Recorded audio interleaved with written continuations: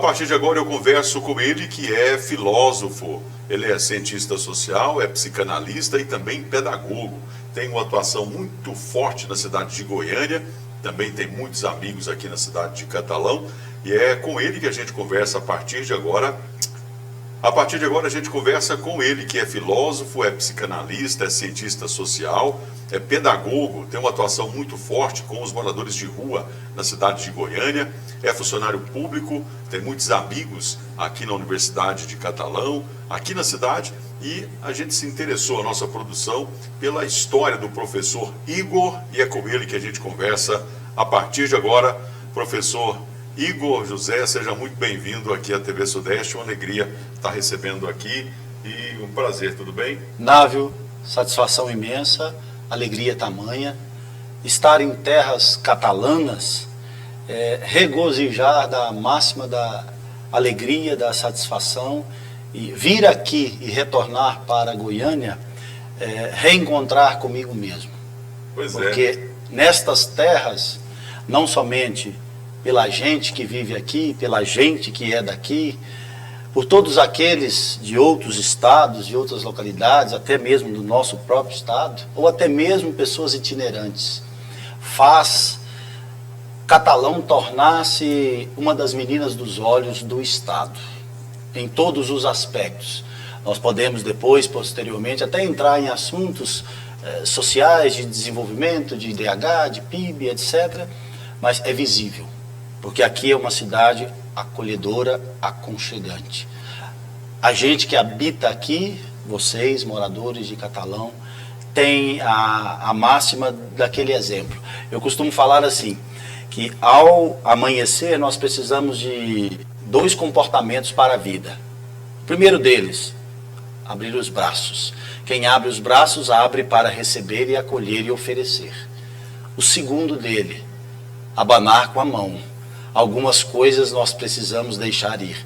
No caso, Catalão vir e voltar é sempre um reencontro.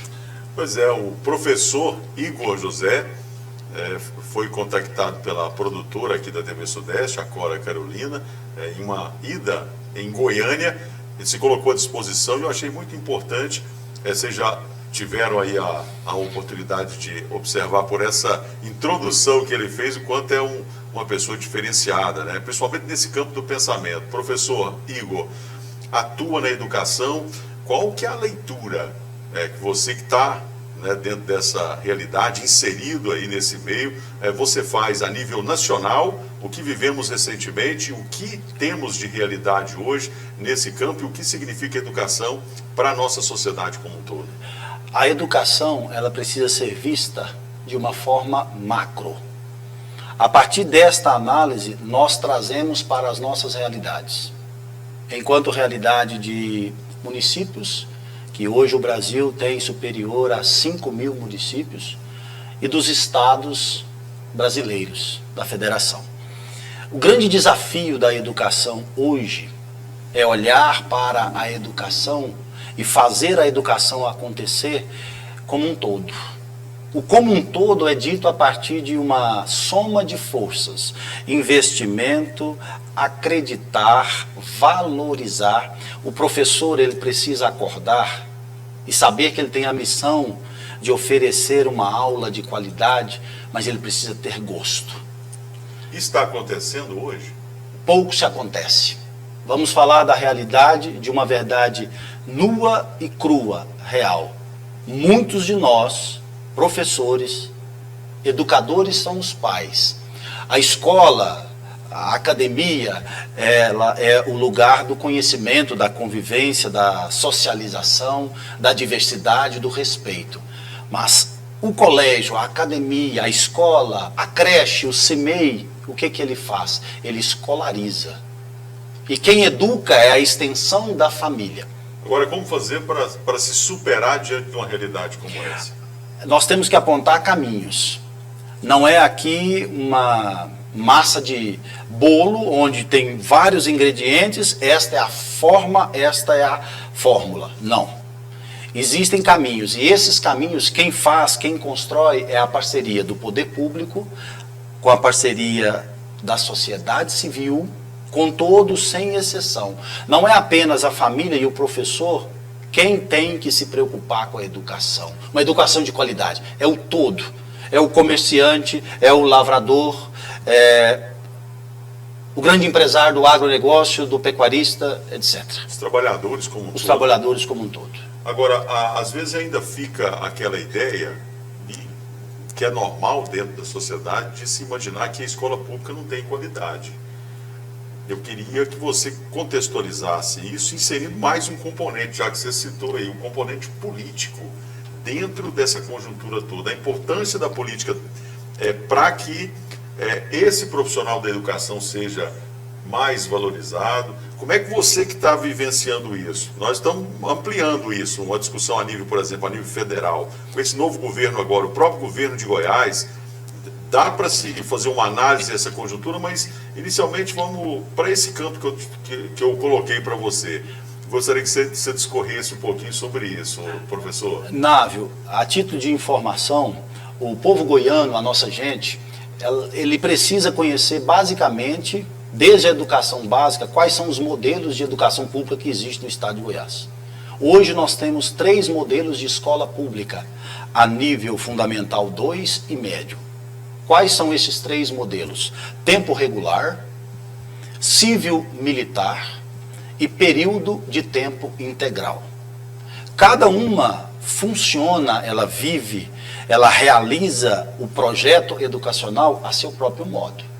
É uma única educação dentro do mesmo estado, em um mesmo contexto, com várias realidades.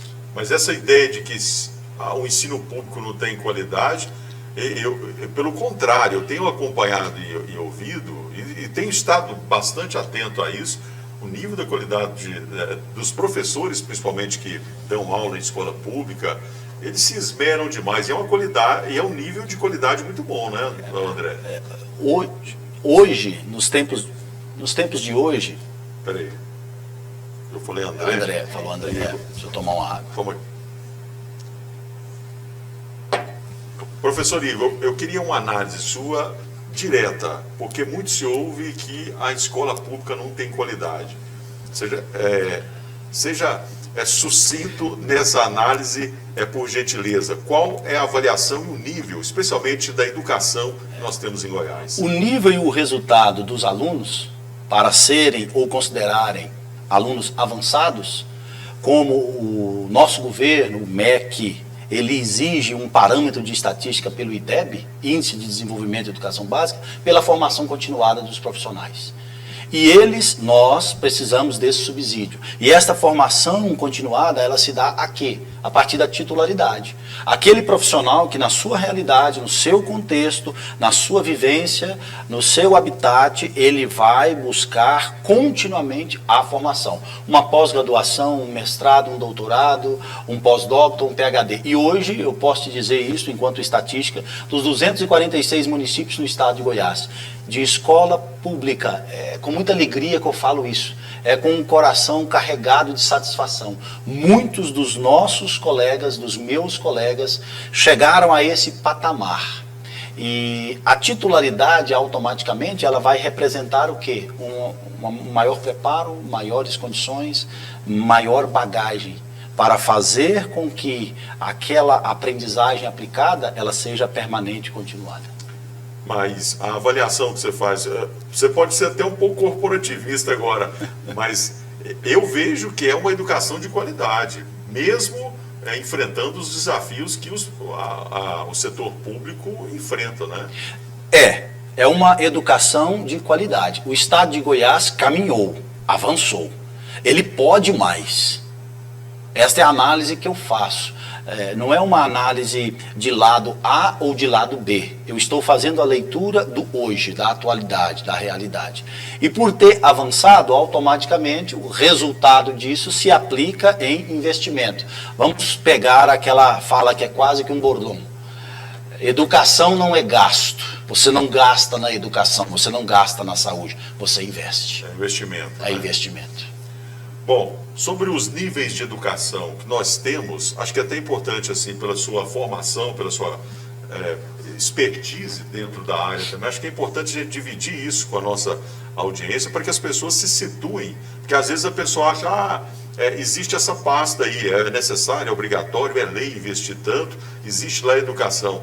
Mas é toda uma conjuntura e as pessoas precisam estar atentas que é algo complexo também, né? Existe muita complexidade, porque você não pode fazer acontecer e esperar resultados sozinho. É uma comunhão de forças, é uma alegoria transformada em uma realidade concreta. Tem que somar forças a família, junto à escola, ao sistema educacional, junto à universidade, a família presente, atuante, cobrando do poder público mais e melhor qualidade, infraestrutura, suporte cada vez mais que leve a pessoa a ter o gosto. Lá no início da nossa conversa eu te disse, porque muitos de nós estamos doentes. Quando nós nos adoecemos, a primeira pergunta que a gente tem que fazer para nós mesmos, qual que é a raiz dessa doença? De onde ela veio? É verdade.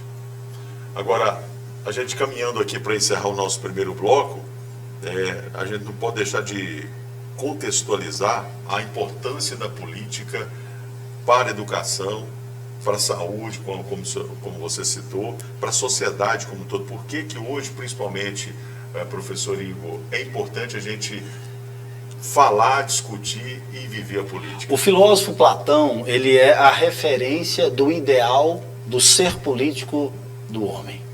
Dizia Platão, todo homem é um animal político. O que isso significa? O meu papel enquanto pessoa dentro da sociedade, dentro da polis, dentro da formação de uma sociedade. A partir do momento que nós entendemos o nosso papel na sociedade, a nossa função, a nossa realização, todos os setores que compõem a nossa sociedade, eles vão conseguir caminhar, não vou dizer na mesma harmonia, porque nós somos diferentes. Mas a partir dessas diferenças, encontrar caminhos e soluções. Essa é a principal característica do ser humano, né? Essa unicidade. A gente cada um é único, né? E é interessante, e a beleza e ao mesmo tempo o desafio está aí, né? O desafio de conviver com o diferente. Hoje eu digo que nos últimos anos no Brasil, em um contexto político de relações, criou-se muito e descreditou a identidade do homem como animal político. Partindo do princípio de ideologia. Ideologia vem da sua etimologia de ideias. Dá para nominar assim quem foi que fez isso? Ou algum grupo? Olha, grupos políticos têm dos mais diversos. Eu costumo nominar com a seguinte fala. Seja num contexto político partidário, ideológico, seja num contexto político social, ético, moral, religioso até. Tudo aquilo que ultrapassa o limite da condição humana, da razão humana, cai nos excessos. O excesso, o resultado dele aí é histórico e social. Todo excesso termina em tragédia. É o que a gente está vendo hoje, a gente já pode considerar assim? Podemos. Infelizmente podemos. Infelizmente podemos. E qual será o resultado disso? Porque eu gosto muito assim de trabalhar dentro dessa ideia do pragmatismo, né? Mas e aí, o resultado disso agora? Qual vai ser o pós e esse momento que nós estamos vivendo, professor? Návio, o pós acontecer, as gerações futuras vão narrar. Elas vão ter que contar esta parte sombria, nebulosa da história. Seja da história do Brasil, seja da história do nosso estado, seja da história do mundo. As gerações futuras.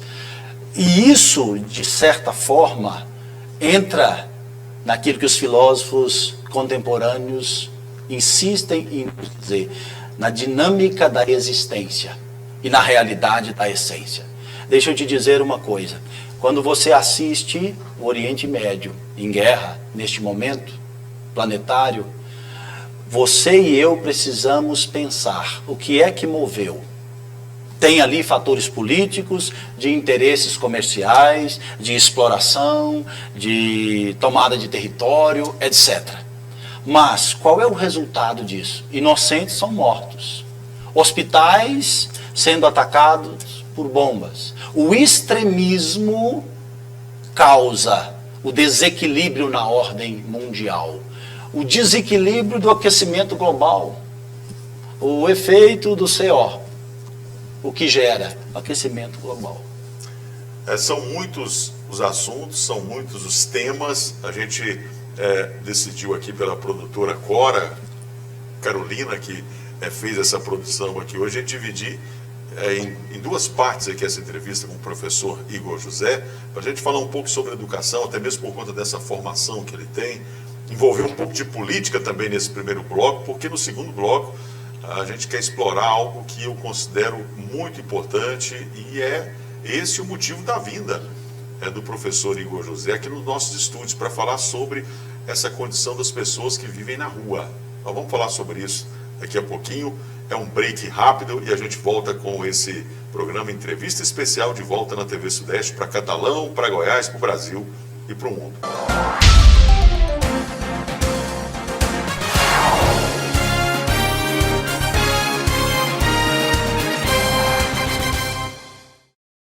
De volta pela TV Sudeste, agradecendo a sua companhia. Estamos recebendo hoje aqui nos nossos estúdios, direto de Goiânia, o professor Igor José. A gente falou um pouco sobre filosofia, sobre política, sobre educação no primeiro bloco, e agora a gente vai falar sobre um assunto que me chama muita atenção. Se o homem não tem, se perdesse essa capacidade de se indignar com a realidade que ele vive, aí tá perdido, tá acabado, né, professor? E quando eu fiquei sabendo que você, professor, está desenvolvendo um projeto lá através do Lar São José, a Casa de Apoio Lar São José, que é para acolher os moradores de rua da cidade de Goiânia, e eu queria entender um pouco mais sobre isso, porque nós também vivemos essa realidade aqui em Catalão. Agora, não é só lá em Goiânia nem em Catalão, é no estado inteiro, no país inteiro. Contextualiza para a nossa audiência essa realidade das pessoas que vivem na rua. Návio, todas as pessoas que estão numa situação de rua, as mais vulneráveis, elas não estão por escolha, elas estão por uma causa, por uma situação ou por uma realidade, das mais diversas possíveis. Este projeto, ele nasceu de uma iniciativa amadurecida, pensada, projetada, minha. Aqui, quando eu falo minha, eu não quero colocar a minha pessoa à frente do projeto, até porque este projeto existe por uma ação humana. Porque quando nós entendemos a dimensão humana, nós a realizamos e nos tornamos. Eu posso rapidamente parafrasear para todos os que nos assistem agora. Dom Helder Câmara, um bispo renomado da Igreja Católica no Brasil, que ele dizia assim: quando dou pão aos pobres, me chamam de santo. Quando eu explico para os pobres porque eles não têm pão, sou chamado de comunista. E para muitos que não têm a clareza do termo, do conceito histórico comunismo, o que é ser comunista, ou comunismo em si, é simples na etimologia da palavra: comum para todos. E esta ação, ela partiu inicialmente de uma observação. Hoje, na cidade de Goiânia, não somente na região central, como nos outros setores, nos bairros da própria cidade, há um quantitativo enorme de pessoas que não têm para onde ir. Não têm até mesmo condições psíquicas, físicas, emocionais, tampouco, para fazer aquela realidade não mais existir na sua vida como uma escolha.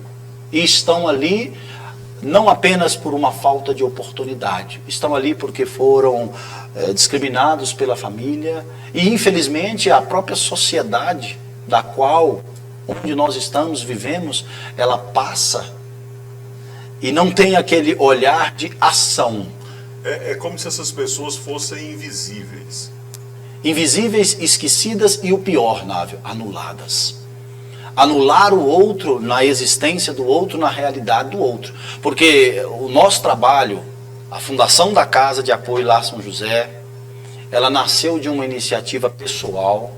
Eu não tenho recursos algum de ONG, de sistema público, de sistema privado, de iniciativa privada enquanto empresários, é uma ação própria. Quem vive, eu posso materializar isso para você, na realidade, e eu sou muito criticado por isso. Você coloca pessoas de rua dentro do seu carro, elas vão até a casa, são assistidas com o mínimo da dignidade humana, que é um banho, de uma roupa recebida em doações.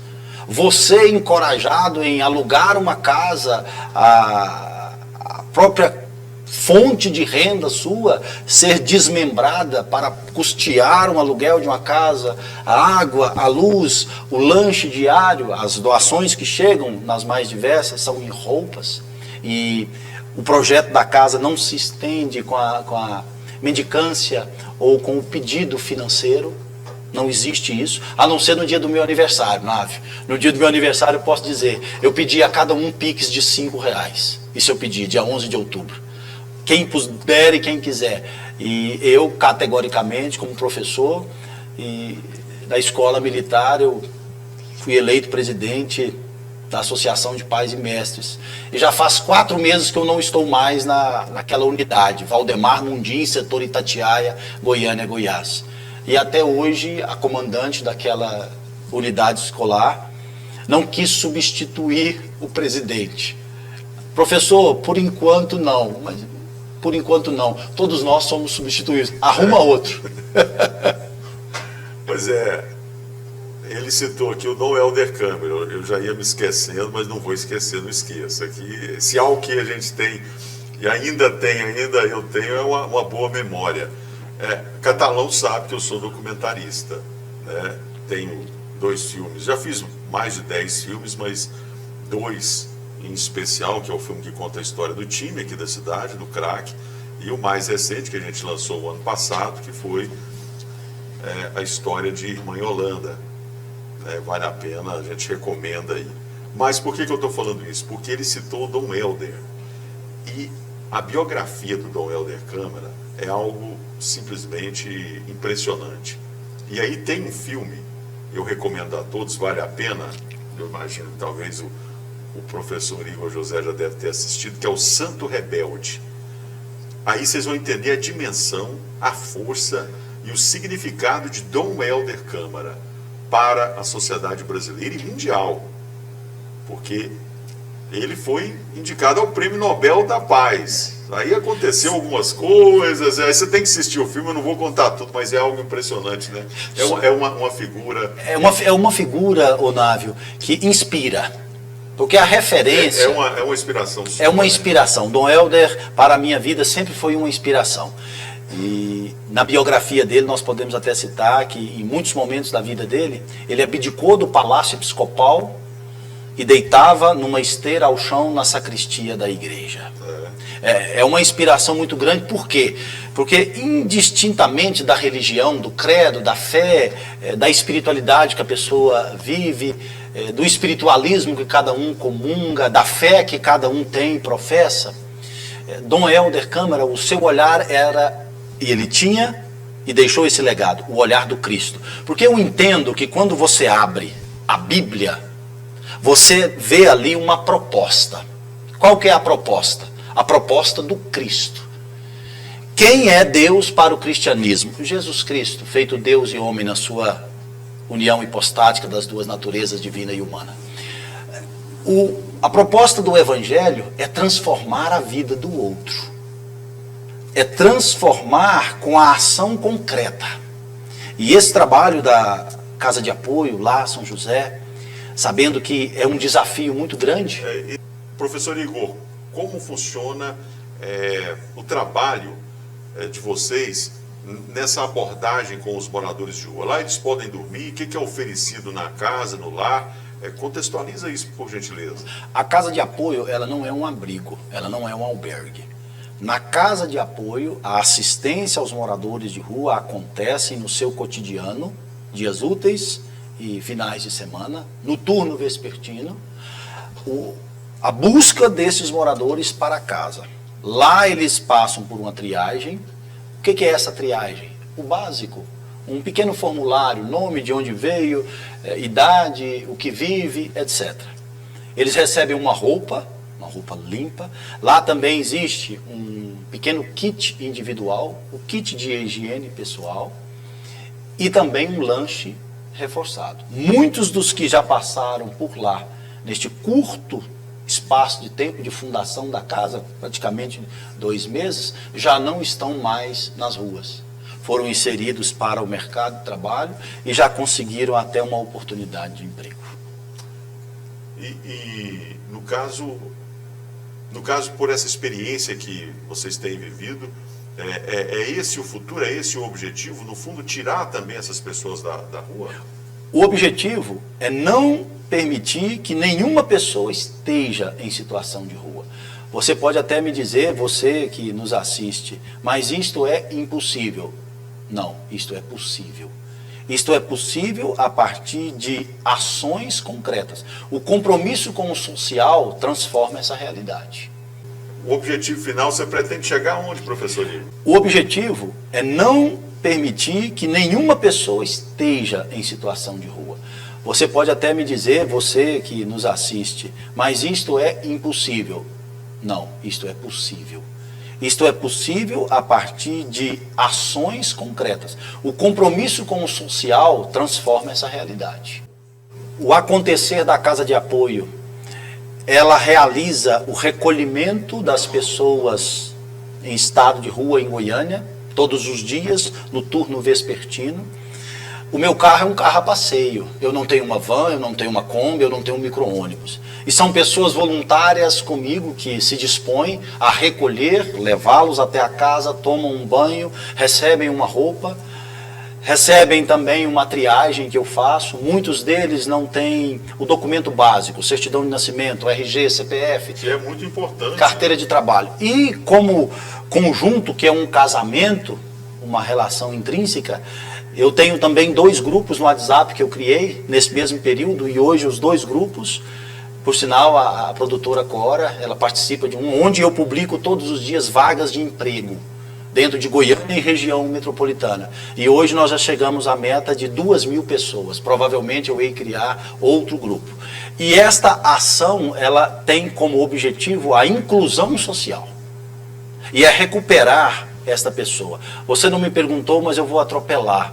Esta ação parece ser, ou ela tem um reflexo cristão. Tem, porque eu sou cristão católico. E costumo sempre dizer que a minha missa, ela começa depois que eu saio. Se o padre disser assim, ite missa est, do latim para o português, a missa acabou, eu vou responder, a missão começou. A minha missa começa depois que eu saio da igreja.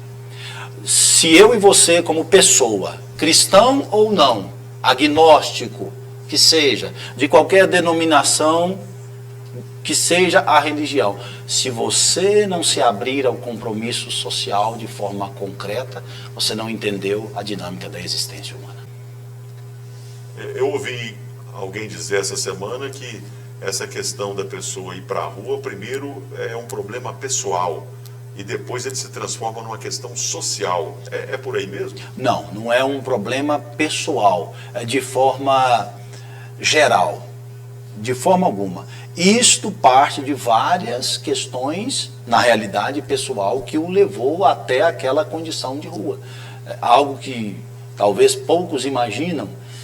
Muitos dos moradores de rua vivem na rua por um desprezo familiar.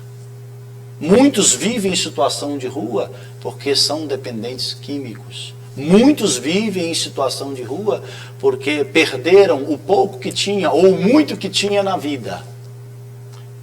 E de onde vem a força para lidar com situações tão diversas como essa, professor Igor? Návio, a força, ela vem do próprio eu, agregada à força que vem do alto. Eu costumo falar sempre com os meus alunos em sala de aula, que é uma característica minha. Eu sempre tive na minha vida um olhar clínico para o social. A minha mãe, que está lá em Minas, depois ela vai ouvir e assistir a esta reportagem, ela mesmo olhou para eu e falou assim, você é mais corajoso do que eu imagino como mãe. Você é tomado por uma força que é quase que surreal para explicar, com palavras, com objetos, com exemplos. Essa força que nasce de mim, que existe em mim, é simplesmente aquilo que eu avalio como pessoa, aos 43 anos, como algo natural que tem que existir no ser humano. Ser bom, fazer o bem, não é uma dádiva. É uma realidade que está inerente ao ser humano, que tem que ser do ser humano. O mal que o outro, que alguém nos pratica, seja ele de que forma for, seja com uma violência, seja com a retirada de posse de um bem transitório, duradouro ou não, seja de forma psíquica, quem pratica o mal não tem tempo para amar. Então isto, a força que vem daqui de dentro, que ecoa aqui dentro, é isso. É simplesmente amar. E qual que é o nome da sua mãe? Nilda. Dona Nilda, olha, eu vou aqui assim passar para ele algo que me toca, né? Uma responsabilidade por parte dele, porque para mim as pessoas mais fortes que existem são as mães. E a Dona Nilda, ao falar isso para você, uma responsabilidade ainda maior, né? Tamanha. Né? Ela estende na realidade de mãe essa função. Mas eu costumo falar assim, que a forma de expressar a força minha e da minha mãe é muito diferente. Eu me vejo buscando nesta força, sempre em pé e caminhando. E a força que ela busca é sempre de joelho. Então é o que me faz permanecer em pé e caminhando. É isso. Direto de Goiânia, falando com a gente, vindo aqui nos estúdios da TV Sudeste em Catalão, o professor Igor José, ele que é, né, fundador de um projeto muito importante, está aí recém-criado em Goiânia, a Casa de Apoio Lar São José, a gente conversando sobre essa realidade dos moradores de rua na cidade. Esse Lar São José é o local, né, de acolhida dos moradores de rua na cidade de Goiânia, de uma das partes de Goiânia, né, porque Goiânia é uma cidade muito grande. Em relação a essa questão de doações, isso aí faz parte, a gente está vendo, você está colocando aí, que é uma coisa totalmente sua, é uma iniciativa própria, mas se houver interesse por parte de alguma empresa, de alguma entidade, como é que seria? Você está totalmente, totalmente contrário a isso, não recebe, ou você está de portas abertas? Como é que você lida também com esse tipo de situação? Respondendo duas perguntas numa única. Onde eu quero chegar com esse trabalho? Eu costumo falar que onde nós queremos chegar com qualquer projeto de vida é ter uma sintonia com o próprio universo, para onde ele vai nos direcionar. Se for para o campo político, com um compromisso social, eu me prontifico. Me prontifico, porque nós precisamos desrotular aquela ideia de que toda pessoa que ocupa um cargo eletivo público, ele não presta, ou ele entra ali com outras intenções, ou apenas com intenções de interesses pessoais. Segunda coisa, qualquer pessoa que quiser fazer a sua doação do donativo, seja de roupas usadas ou não, calçados usados ou não, tanto masculino, feminino, criança, infantil, adulto, homem, mulher, voluntariamente pode entrar em contato comigo e oferecer da sua doação. O recebimento da doação financeira. Não existe uma restrição, existe uma condição. Por exemplo, eu tenho um contrato da casa com uma imobiliária. Tem ali uma prestação de contas, uma apresentação de contas. Se o senhor chegar em mim e falar assim, professor, hoje eu quero fazer uma doação de 1 mês do aluguel pago, de 6 meses pago, o senhor vai junto comigo. Nós vamos na imobiliária. Ô Návio, é assim que eu administro a minha vida, sem demagogia. É assim que eu administro. No que diz respeito a uma doação financeira, seja ela em espécie, seja ela pelos mecanismos PIX, depósito, não. É junto comigo, direcionado para aquela finalidade. A conta da água chegou da casa, a conta da luz chegou. Você vai me dizer, professor, este mês quem vai arcar com a conta de luz sou eu. É importante essa clareza, essa transparência, E a gente fica, né, feliz em ver que você tem essa conduta e faz dessa conduta algo que é algo transparente para que as pessoas possam ver, acompanhar. Você falou aí a respeito da política. Para a gente encerrar também o assunto, políticas públicas voltadas especificamente para essas pessoas que estão em condição de rua é algo difícil no Brasil, não é? Essa é uma dura realidade. Falta pessoas com essa visão. Você já foi convidado para participar de algum partido político? Existe a possibilidade de repente você buscar uma representação, seja na Câmara dos Vereadores, seja na Assembleia? Como é que você contextualiza isso tudo, professor Igor? O convite direto nunca bateu à minha porta, por nenhuma liderança partidária. A partir da vivência com as pessoas que estão ao meu redor, na figura de alunos, de familiares, de alunos, de amigos, de conhecidos, de colegas, sim. Houve e eu amadureço essa ideia. Porque isso para a Câmara de Vereadores, para deputado, para a Assembleia? Câmara dos Vereadores. Vamos começar por baixo. Vamos edificar essa casa na construção de um propósito a partir dessa iniciativa. Eu já penso diferente, eu já vou logo colocando aqui, porque como eu coloquei há pouco, lá em Goiânia tem essa situação. Inclusive nós estamos gravando esse programa hoje, no dia de hoje, um popular acabou de fazer uma matéria, e eu queria que você, inclusive, passasse aqui para a nossa audiência. Quando eu falei lá atrás, tudo bem que você está preocupado, existe essa possibilidade, de repente você está querendo começar por baixo, só que esse não é um problema só de Goiânia, é um problema de Catalão também, é um problema do estado inteiro. Toda cidade que você chegar, a gente vai se deparar com essa realidade. Então, por que não a gente também, possivelmente também, já que você está numa cidade igual Goiânia, que tem essa abrangência toda, algo a se imaginar para contemplar o estado inteiro, que também pode ser beneficiado com uma política pública decente para essa área, porque precisa, hein, professor? É preciso, é urgente e emergente. Por quê? Hoje nós temos no norte goiano, eu não vou citar aqui as cidades, mas um número equivalente a 5 cidades que vive abaixo da renda mínima, do salário mínimo. Infelizmente, o estado de Goiás, ao longo da história, e isto é presente, construiu uma margem de um dos estados da federação que ainda existe a maior condição e realidade de exploração do trabalho. Não só do trabalho escravo, mas em outras esferas. E o compromisso com o social, ele vai além do interesse pessoal, porque é uma função de políticas públicas. E nós não vemos, na Câmara dos Vereadores, na Assembleia Legislativa, senhores parlamentares, trazer pautas concretas. E quando você me diz assim, nós não vemos, Goiânia tem algumas casas de apoio. E estas casas de apoio, elas fazem o quê? Isso são relatos deles. Porque eu convivendo com esses moradores de rua, Návio, eu estou me tornando um com eles. Eu estou ouvindo diversos relatos, situações. Tenho o direito de um banho básico, frio, e de uma comida, vamos falar como bom mineiro que eu sou, com um coração goiano, com uma pouca mistura. Quer dizer, falta o quê? Iniciativa pública, falta uma conexão com a própria ação da segurança pública, onde eu reprimo qualquer ação de truculência, e isso acontece dentro de Goiânia.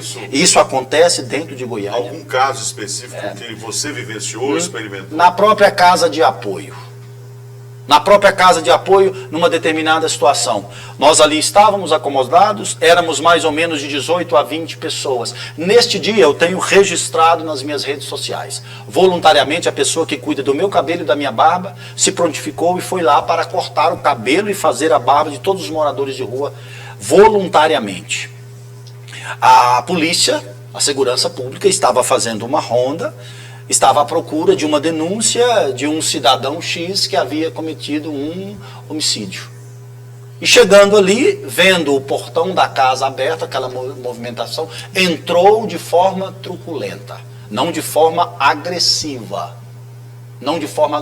Por isso que eu cito, toda pessoa que está à frente de um trabalho social como esse, como aqui em Catalão, o pastor André, O pastor André, eu imagino, acho que ele desenvolve um trabalho para auxiliar pessoas, eu acho que nessa condição, ou meninos de rua, algo nesse sentido. Qualquer pessoa, seja ele um líder religioso, como vive o padre Júlio Lancelotti em São Paulo, o tempo todo a segurança pública trava com ele um embate.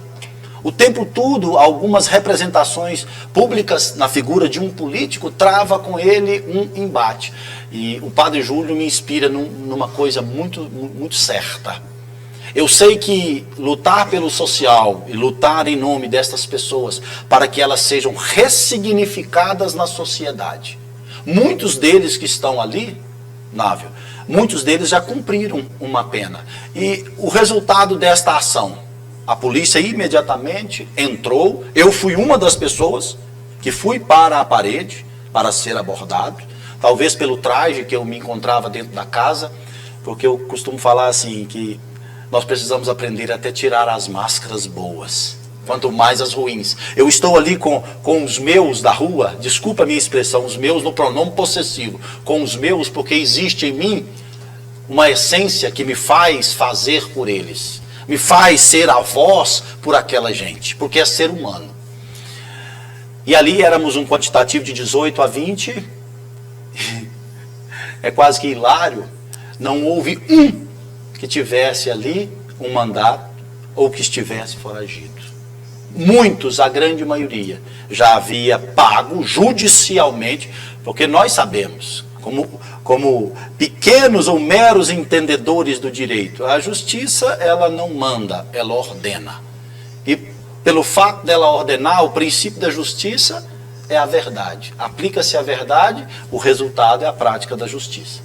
E ali eles foram embora, a segurança pública, que estava fazendo aquela ronda policial, foram embora, chegaram a punho, mas foram embora de mãos vazias. É realmente algo que a gente precisa ter esse olhar para com essas pessoas. A gente está aqui fazendo isso e a TV Sudeste já também, de forma muito incipiente, muito pequena, mas a gente já deu a nossa contribuição. Quem nos acompanha sabe, no início da pandemia, quando veio o lockdown, a determinação por parte das autoridades era o quê? Para todo mundo ficar em casa. E aí qual foi a pauta aqui da TV Sudeste? Quem não tem casa? Que é o caso dos moradores de rua, né? E aí nós fizemos uma reportagem. Nós fomos lá na casa da Marli Cardoso, quando ela tinha aqui a casa dela que fechou. Hoje nós não temos nem essa realidade mais, professor Igor, pra você ter uma noção. A minha observação, Návio, desculpa te cortar, não é nada pessoal, claro, em relação à segurança pública. A segurança pública tem que fazer o papel dela, mas ela tem que fazer o papel como pede o script, como pede a função daquele que está à frente da segurança pública. E os próprios moradores de rua, e é vivenciado isso, depois quando a segurança pública foi embora, um deles chegou em mim, olhou nos meus olhos e disse assim: professor, não nos abandone. Então isso me impulsiona, Era uma das perguntas que eu ia colocar para você, que o que motiva o professor Igor a fazer esse trabalho e buscar os seus objetivos? A força do bem, a essência que existe em cada um de nós. Já dizia um grande filósofo, sociólogo, todos nós nascemos bons, a sociedade nos corrompe. Aí eu quero substituir o termo coloquial sociedade. O que nos corrompe são nossas escolhas. Nós somos aquilo que existe dentro de nós. E uma pessoa, vamos usar um termo muito usado hoje, nessa nova era contemporânea, altruísta, é aquele que é tomado por uma coragem, uma força que você não sabe de onde vem. Porque eu não tenho do meu lado uma sustentação para manter a casa, e não que eu negue, mas dentro daquelas condições. Eu tenho uma iniciativa, uma ação. Alguém precisou tomar a iniciativa e fazer. E fazer por aquela gente. Outra coisa que eu posso citar, existe uma parceria minha com a Saúde Pública de Goiânia.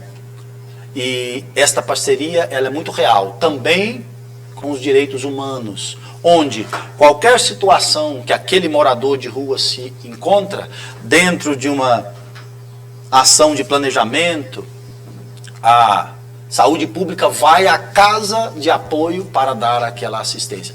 E me traz aqui na memória, Nave, nós poderíamos ficar aqui muitos dias ou muitas horas conversando. Quando eu entrego um cotonete por um morador de rua limpar o seu ouvido, você não sabe a expressão de alegria. Quando aquele morador de rua toma essa doação, eu aceito, minha gente. Leite. O leite, o pó de café e o açúcar eu aceito. Quando ele toma, e o Toddy, quando ele toma um copo de Toddy, eu fico olhando aquela cena, aquela situação e pensando assim, um copo de Toddy traz para aquela pessoa tamanha alegria e satisfação de se sentir alimentado, de se sentir saciado? Porque o problema da fome, o problema da miséria é um problema mundial e é de responsabilidade nossa. Porque eu não posso ensinar um aluno meu se ele não tiver com a barriga cheia. Ele não vai aprender.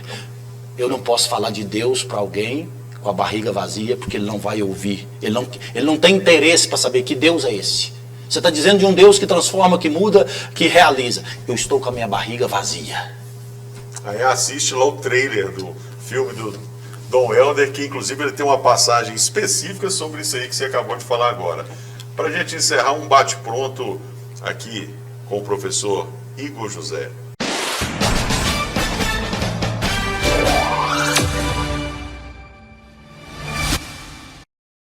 Um sonho.